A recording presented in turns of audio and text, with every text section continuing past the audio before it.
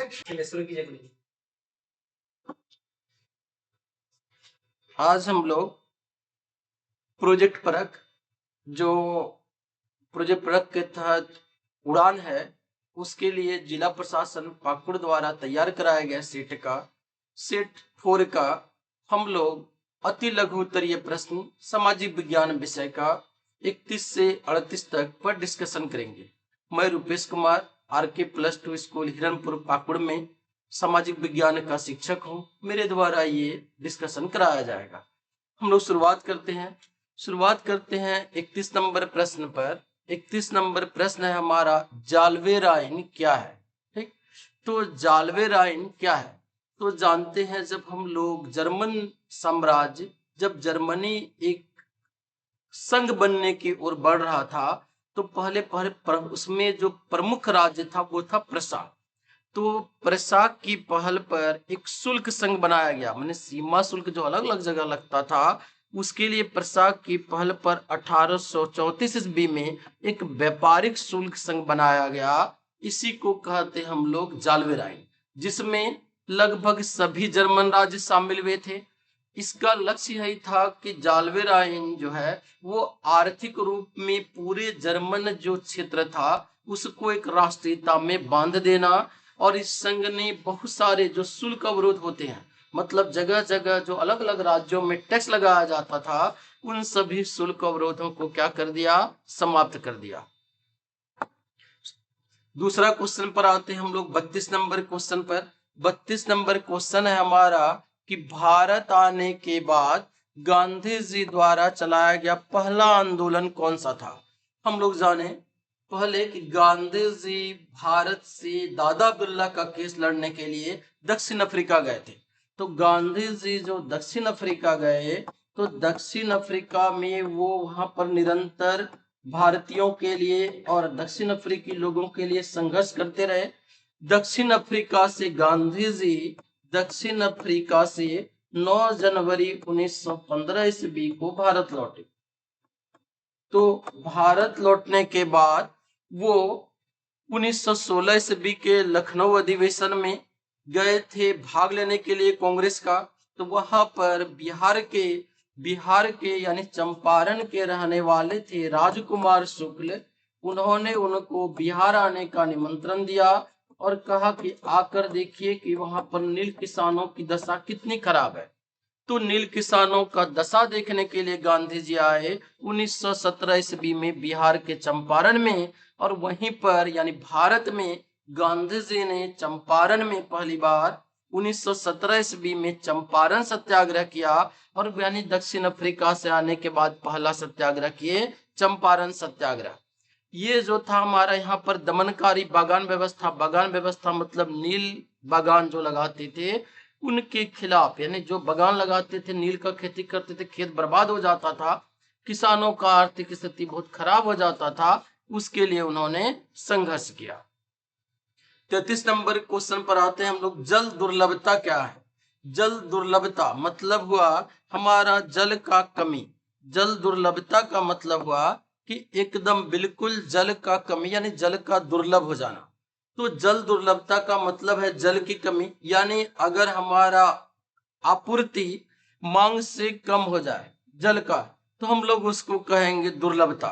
तो बहुत जगह पर हम लोग देखते हैं कि जल का दुर्लभ है, माने लोगों को पीने का पानी नहीं मिल रहा है, सिंचाई के लिए पानी नहीं मिल रहा है, अन्य चीज जल है तो बहुत पीने योग्य नहीं है, बहुत ज्यादा मात्रा में है, फिर भी जल में अलग अलग प्रकार का प्रदूषक तत्व घुले हुए हैं। तो इसको हम लोग कहेंगे जल दुर्लभता, यानी जो प्राकृतिक संसाधन है उसका प्रबंधन में असफलता है। और सबसे बड़ा कारण जो हमारे देश में एक है बढ़ती जनसंख्या, जिसके कारण कि हमको जल संकट का सामना करना पड़ रहा है। 34 नंबर क्वेश्चन पर आते हैं हम लोग, कर्तन दहन प्रणाली है ना, से आप क्या समझते हैं। कर्तन दहन प्रणाली मतलब जाने जो हमारा जंगल का इलाका होता है वहां पर उसमें आग लगा देते हैं। अभी देखेंगे हम लोग 2 महीना बाद लगभग बैसाख महीने में आग लगा देते हैं, आग लगाकर जला देते हैं, थोड़ा दूर खेत साफ कर लेते हैं, बहुत उपजाऊ जमीन नहीं होता है। और वहां पर उसके बाद बरसात में वहां पर ज्यादातर मोटे अनाज उपजाया जाता है। ये परंपरागत चलता रहा है। अभी ज्यादातर हमारा जनजातियों में ये प्रणाली कर्तन धन प्रणाली है। तो कर्तन धन प्रणाली के अंतर्गत क्या करते हैं, किसान जमीन के टुकड़े को साफ कर लेते हैं और कुछ वर्ष के लिए उस पर फसल उगाते हैं। फिर अगली बार वो दूसरे जगह चले जाते हैं, दूसरे जमीन पर। जैसे मान ली इस बार ए नंबर प्लॉट पर वो उगा रहे थे खेत में, तो ए नंबर प्लॉट इस बार उतना उर्वर नहीं रहा, अगली बार वो बी नंबर प्लॉट में उपजाएंगे, फिर अगली बार सी नंबर प्लॉट में उपजाएंगे। इस तरीके से जमीन को बदलते रहते हैं साफ कर और वहां पर वो खेती करते हैं। इस प्रणाली को हम लोग झारखंड में कुरवा के नाम से जानते हैं। यानी ये जो झारखंड में हम लोग इस प्रणाली को कुरवा के नाम से जानते हैं। ठीक, अलग अलग जगहों पे इसको अलग अलग जाना जाता है, कहीं मिल्पा, कहीं अन्य नाम से। तो ये कर्तन धन प्रणाली ज्यादातर हमारा पहाड़ी और पठारी भागों में पाया जाता है, जैसे जनजातीय इलाकों में पाया जाता है, असम में, मेघालय में, मिजोरम में। बहुत जगह इसको झूम खेती भी कहते हैं और हमारे झारखंड में भी पाया जाता है, इसको हम लोग कुरवा के नाम से जानते हैं। अगला क्वेश्चन है हमारा, गठबंधन सरकार किसे कहते हैं? गठबंधन यानी जैसे हम लोग जानते हैं एक चीज कि पति पत्नी, मान ले सुने होंगे हम लोग कि शादी के समय पति पत्नी का गठबंधन हो गया, तो गठबंधन मतलब दो थे वो जुड़कर इस प्रकार से एक हो गए कि वो एकाकार होकर काम करेंगे। उसी प्रकार से जब बहुदलीय व्यवस्था में बहुत सारा राजनीतिक पार्टियां मिलकर एक साथ हो जाती है काम करने के लिए, चाहे वो चुनाव के पहले हो या चुनाव के बाद हो, तो वैसी और वो सरकार अगर बना लेती है तो उसको हम लोग क्या कहते हैं, गठबंधन सरकार कहते हैं। सामान्य तौर पर गठबंधन सरकार में एक न्यूनतम साझा कार्यक्रम बनाया जाता है और उसी कार्यक्रम को आगे बढ़ाया जाता है।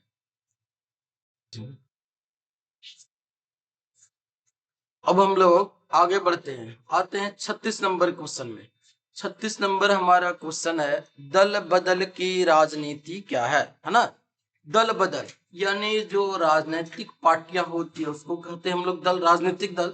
और मान ली कोई जीत कर गया यहाँ से और वो जाकर पाला बदल दिया, कोई गया ए पार्टी से जीतकर, वहां जाने के बाद उसमें से कुछ लोग या अकेले कोई जाकर दूसरे दल बी पार्टी में शामिल हो गया, ये क्या हो गया, दल बदल। तो इस नीति को कहते हैं हम लोग दल बदल। तो यहाँ पर जो उत्तर दिया हुआ है, विधायिका के लिए किसी दल विशेष से निर्वाचित होने वाले प्रतिनिधि का उस दल को छोड़कर किसी अन्य दल को चले जाना दल बदल कहलाता है। ठीक है, जानिए हमारा भारतीय संविधान में दल बदल को रोकने के लिए 52वां संविधान संशोधन, दल बदल को रोकने के लिए 52वां संविधान संशोधन 1985 ईस्वी में पारित किया गया। तो भारतीय संविधान में दल बदल को रोकने के लिए 52वां संविधान संशोधन 1985 ईस्वी में पारित किया गया।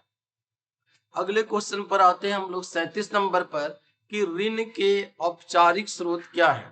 ऋण के औपचारिक स्रोत, औपचारिक का मतलब जान लें जिसका कोई विशेष नियम कायदा कानून होता है उसको कहें हम लोग औपचारिक स्रोत।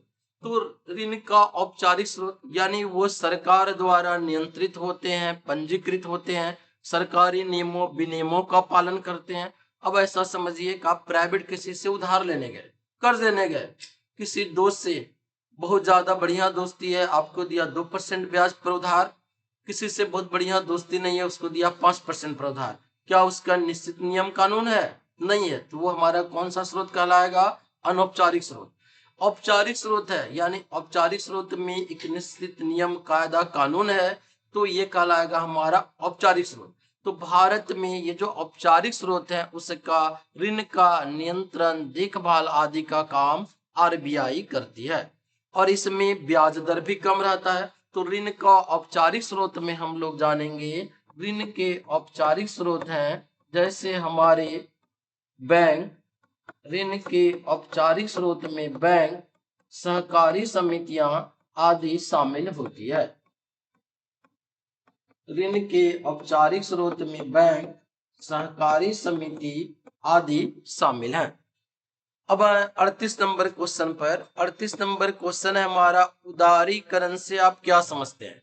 उदारीकरण मतलब है कि किसी भी चीज में प्रतिबंध को हटा दिए, उदार है, आप आयात निर्यात आसानी से कर सकते हैं, आप उद्योग लगाने के लिए बहुत तरह का लाइसेंस का जरूरत नहीं पड़ेगा, प्रक्रिया जो जटिल था उसको सरल कर दिया गया। इसी को कहेंगे हम लोग उदारीकरण। तो यानी सरकार द्वारा प्रतिबंधों को हटाने की प्रक्रिया को क्या कहते हैं हम लोग? उदारीकरण कहा जाता है।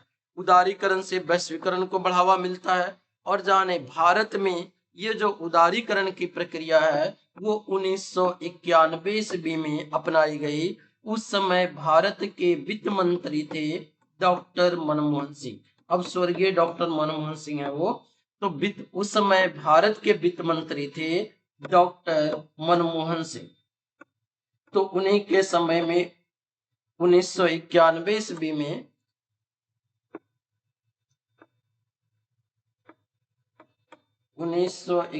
ईस्वी में उदारीकरण की प्रक्रिया अपनाई गई, यानी जटिलताओं को समाप्त कर दिया गया। तब ये प्रक्रिया आगे बढ़ा। 1991 में जब डॉक्टर मनमोहन सिंह वित्त मंत्री के तौर पर उदारीकरण लाए, उस समय भारत के प्रधानमंत्री थे पीवी नरसिम्हा राव। ठीक, आशा करते हैं आपको ये वीडियो पसंद आया होगा। फिर हम लोग अगले वीडियो में आगे देखेंगे।